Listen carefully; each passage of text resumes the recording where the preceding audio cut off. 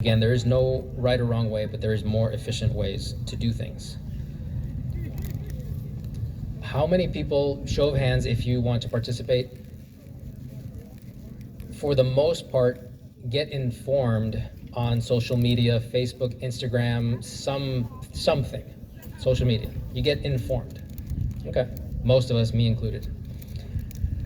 Same, different question. How many people believe that not everything on social media is true, is valid, is accurate?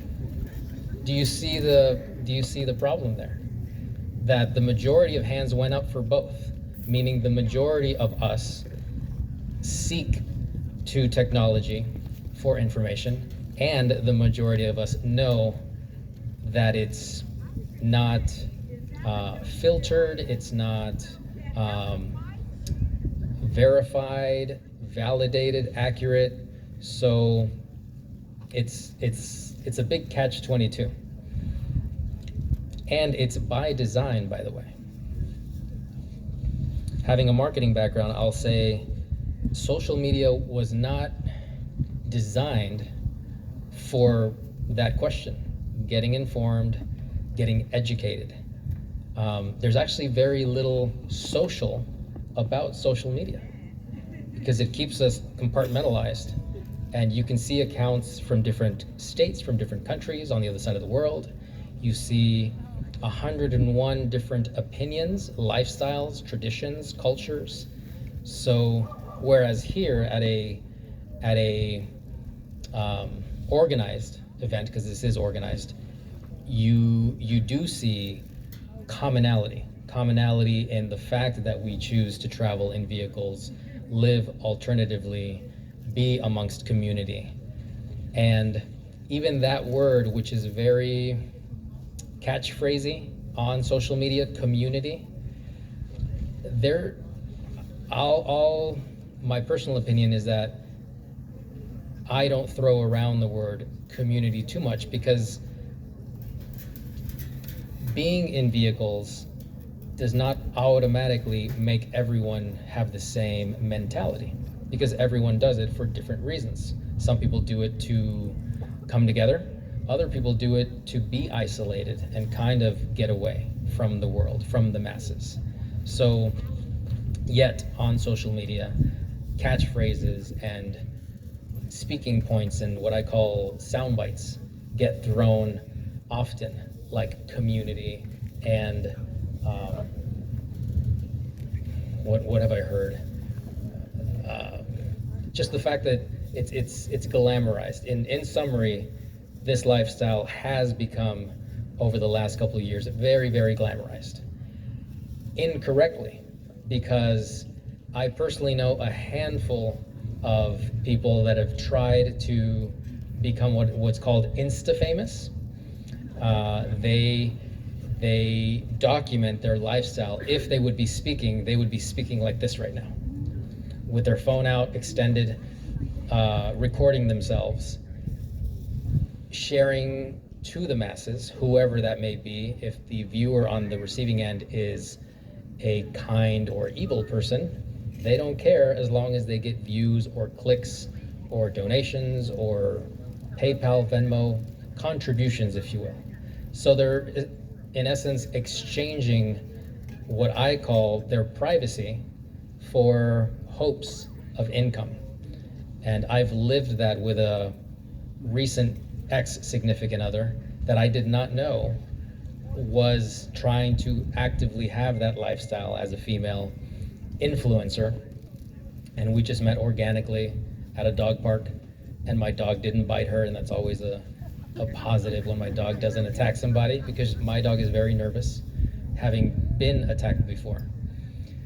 So we start to hang out. I think this is great. I have a +1. We go to hiking trails. We enjoy sunsets. We go to great vistas, great locations, but she won't put her phone down. When we get to our destination and we're enjoying what should be our reward, she's doing one of these, and then asking me to take endless pictures of her. And I don't have a problem with that if she were to have kept it by herself, because she was doing that before I existed in her life, and I'm not trying to change anybody. But as soon as I was in the picture and I became part of her product, if you will, I asked her to omit me from that. She said yes, but yes meant yes, but. And a couple photos of me still ended up on her account. And just as I had expected, the conversation changed from the gear she was wearing or the backpack she was promoting or the sunglasses, whatever, to, oh, who is that +1 with you? And, oh, I'm so glad you found somebody. And who is he, and can we know more? Which is what I don't want, because above everything, what I value the most is my peace. And to me, peace means privacy.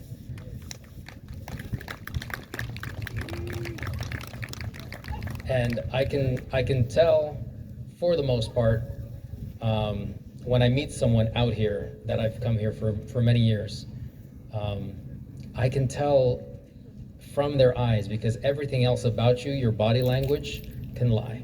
Your mouth can definitely lie, but your eyes cannot lie. And I can tell pretty much when someone out here is doing it for the sake of doing it and living and thriving, versus doing it to try to get known or try to get seen or try to become a self-described authority on a subject when they really know nothing about it. They just happen to be young and cute. That's your credentials. So needless to say, that relationship did not last. And I love my peace that I regained after that, because it was disturbed for quite a while. I can also go into the fact that with social media, you have more advanced technological aspects which are mind-blowingly positive, and they have the double-edged sword, such as artificial intelligence, filters that make you look like a cat when you're trying to do something legal in court. Some people know what I'm referring to. Technology is amazing. Technology is here to stay. I invite everyone to talk personally, not online, talk personally with someone that might know about it a little bit more than you, rather than believing clickbait, believing sound bites online. If it's popular or trendy, it's probably not true, because trends come and go. That's how they're trends by definition. But truly this nomadic movement, traveling and living out of vehicles, has been around since the horse and buggy days. That's not a trend. That's been around. And to just make two examples, some of the best how-tos that I learned when I knew nothing about anything were in this parking lot, just from casually looking at people's rigs. I learned how to have temperature control on the windshield, which is the biggest pane of glass on most vehicles, is bubble wrap. It's not Reflectix. I mean, if you have it, sure, that works, but if you don't, bubble wrap is a not so popular, amazingly effective insulator. And it sticks to the glass with a little bit of water. It just kind of sticks with its own friction. You can remove it on a whim, because you need to remove it to drive. So something like that. I learned it here. Would never have learned it online, and if I saw it online, I might not believe it. The converse of that is a lot of people are using Reflectix, which is very popular, incorrectly in their van and vehicle builds without an air gap. So it's a very popular, incorrectly used item online. So I want to talk about a bucket list travel that I had that was very short of life-changing. I went to Alaska before the world shut down. I outfitted my van. It was no longer a tuna can. With the direct help from my friends, I got informed, educated, and I built it out. And it was very utilitarian because it was just me and my dog, no plus one at the time. I took 4 months to go from Tijuana, Mexico, all the way up the coast and into Alaska. What I did not realize is how large Canada is and how vertically long the Yukon is. I thought in my head, from all the maps that I had seen, you just kind of exit Seattle, turn a left, and you're in Alaska. Nobody told me. At the same time, the upper Yukon is some of the most incredible road I've ever driven. Very well maintained. And there was multiple days where I was on the road driving for a minimum of 3 hours without seeing a single human being behind me, in front of me, or coming the other way. Not a single soul. I started to believe maybe the world ended and nobody told me. And again, looking to my right, because Dharma always sits up front. And the look that she gave me told me, again, one, I'm not alone. And two, if I am, it's okay. It was when you are at peace with yourself by yourself, then you are at peace in any environment. But if you feel, in my humble opinion, if you feel anxiety, if you feel depression, if you feel angst by yourself, you have to check in with yourself. There's nothing external that you can buy, some quick fix, a shopping retail therapy, a pill, a funky pillow. Nothing is going to do the trick until you truly, truly take a sober look inside and really address what's going on. And if you have a close friend that you trust, they'll help you out a lot.